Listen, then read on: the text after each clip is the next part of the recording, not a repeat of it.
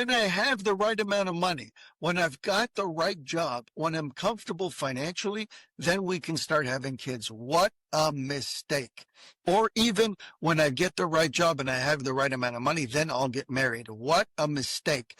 Life begins, your income starts to expand exponentially when you get married and when you have children. Why? Because of what I just told you. I can attest to that. Before I got married, I was barely making any money. I was working in the biggest banks in the country, but I couldn't turn a decent living. Why? Because it was just me. As soon as I got married, the floodgates opened. And as soon as I started having children, even more so. Why? Because you need that money to finance them. So when you go to the casino with all this money that God gave you, you're not only gambling away your money, you're gambling away your wives and your children's money. The trust factor is your ticket to a better life. The trust factor shows you how to get through the night. Good morning, everybody. Welcome to another episode of the Trust Factor podcast. Thank you for joining us. We're continuing on a subject matter over here that you may think mistakenly that is only reserved for people of low moral character or people who were brought up and raised in a farm. And I got news for you.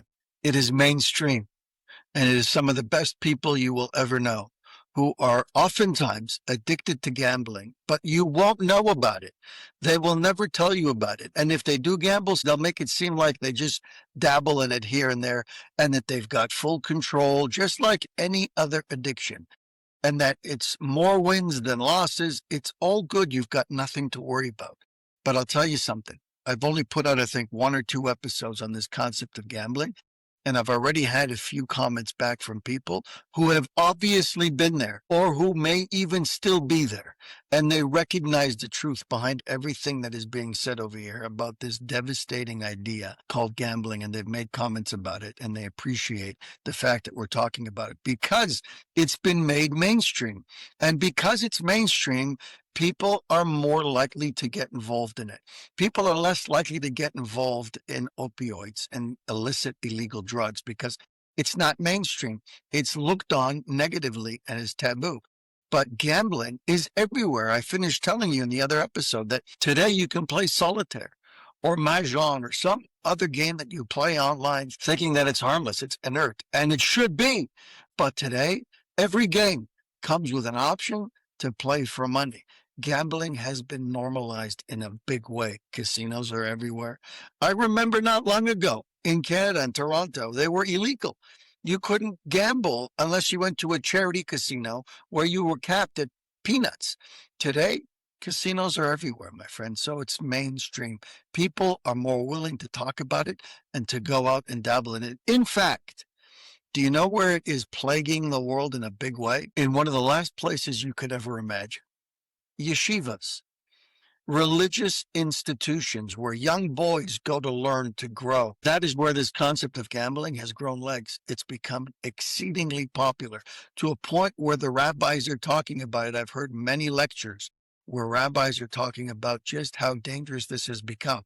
A lot of these students in yeshiva are betting on things like sports betting. It's very popular, too popular, when they should be sitting and learning and growing in the prime of their lives in their downtime. And whenever they get a free minute, they find themselves looking at statistics and figuring out which are the better bets to place in sports betting. That's what yeshiva kids are doing. What's the rest of the world? What's the rest of the secular world going to do? What chances do they have if our young students in the religious world are betting on sports? And that's where it starts.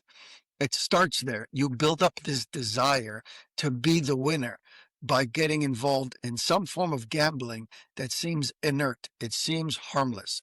But ultimately, it builds that desire to be right, to be the winner, to beat out the next guy.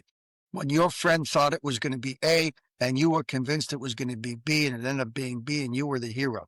That feeling of being a hero, even though it's 5-10 minutes of gloating time, you want to parlay that and you want to continue to be the winner.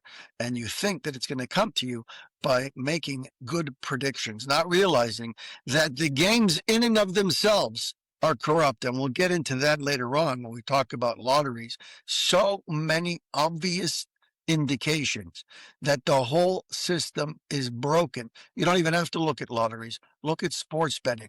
Look at the players and the referees that have been caught rigging the game for their own benefit.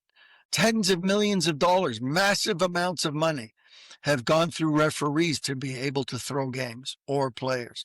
It's happened so often that now there's regulation around it. Baseball players have lost out on multi-million-dollar contracts and amazing careers because they got caught fixing pitching speeds or whatever it may be. It's all corrupt, and our kids are getting involved in that. It starts with harmless sports betting, and it becomes everything and anything. Suddenly they've got that bug, and suddenly in almost every situation where they're making a claim, the words that follow are, do you want to bet? How much do you want to bet? Put some money on it, right? All of a sudden, everything that they're talking about, even the weather, becomes, how much do you want to bet? How much are you willing to wager? Put your money where your mouth is. That's the habit that forms when they start with something as simple and seemingly harmless as betting on a baseball game. That's where we're at, my friends. Let's read a little bit and figure out just how dangerous this concept of gambling is, despite the fact that the powers that be have made it seem like it's perfectly harmless. At the beginning of the year, there's a heavenly decree. We know that God determines this is going to be your income for the year. And your losses. You're going to have gains and you're going to have losses. So it says, it gives you an example. Let's say John Doe is going to make $150,000 this year and he's going to lose $30,000. It doesn't matter how many tricks John Doe pulls out of his hat. And doesn't matter how many statisticians and computer analysts he hires to be able to rig the system, to figure out a way to be able to beat the system and to advise him on how to bet on the dice. He still won't make any more than his allotted amount. But pay close attention. By gambling, he's liable to lose more than the predetermined loss. The 150, that he's guaranteed if he gets up and does what he's supposed to do. Go to work. By the sweat of your brow, you will eat. You need to go out and do something. It doesn't matter what it is. If you've got a desk job, if you're a tradesperson, you get up and you do your job, your $150K is coming to you. The $30,000 loss, however, if you go and do the wrong thing and you go and jeopardize the hard-earned money that you have coming to you, then in your own hands, you have potential to lose much more than the $30,000. Even all of your assets. John Doe, the gambler, not only risks his house and his possessions and all of his money, but he's likely to fall into a deep pit of debt. If you knew how many people fall into this category, you would be blown away. If you understood how many people have lost their life savings and are living in a constant state of debt because of their gambling addiction, you would be floored. Either way, the gambler is a loser. It is a double-edged sword. It's a double whammy. It doesn't make any sense. Just for a little bit of a thrill. You want a thrill? Find something else to get your blood pumping. There are so many other things. It doesn't have to be a casino. If he loses, he's liable to lose all of his assets and even more. And if he wins, his winnings are money with a curse. Like we said the other day, there's no blessing in that money. It's dirty money.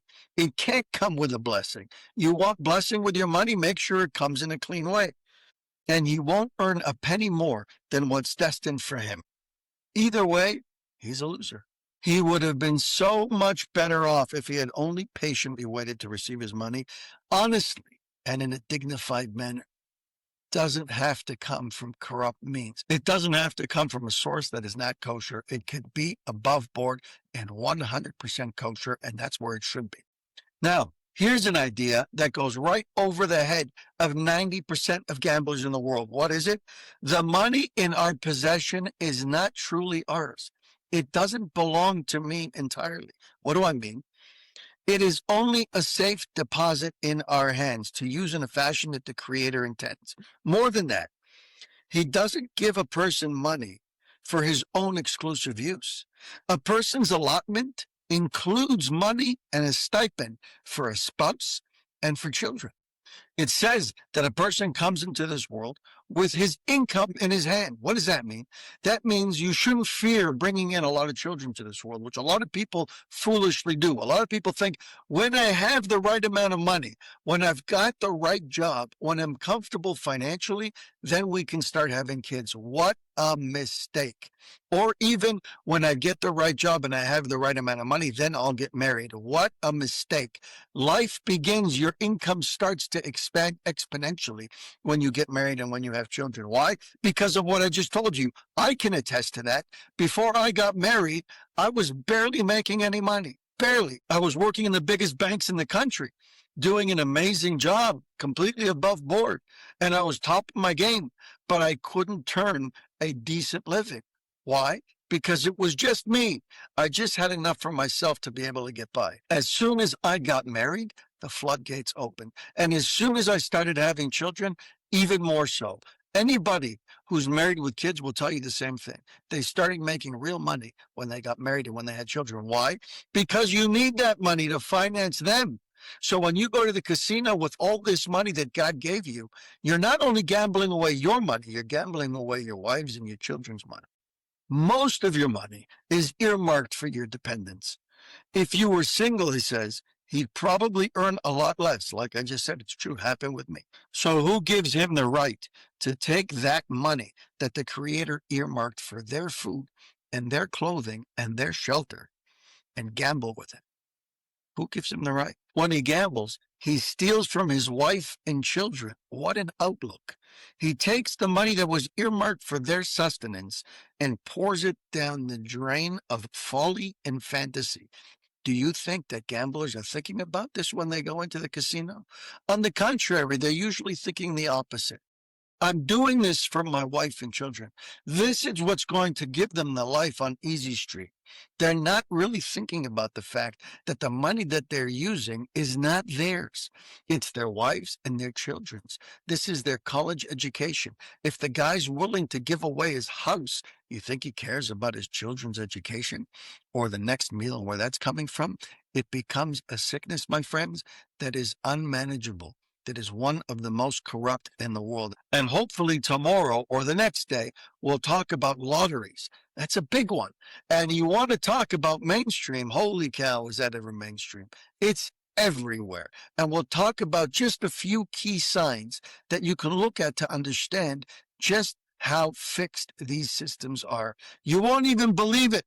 You've never thought about these things before, but if you just stop and think, apply a drop of logic to any of these concepts, especially lotteries, then you will be floored. The next time you go to buy a lottery ticket, you will think 1,000 times before you actually do. That's it for today, my friends. Have an amazing rest of your day, and we'll chat tomorrow.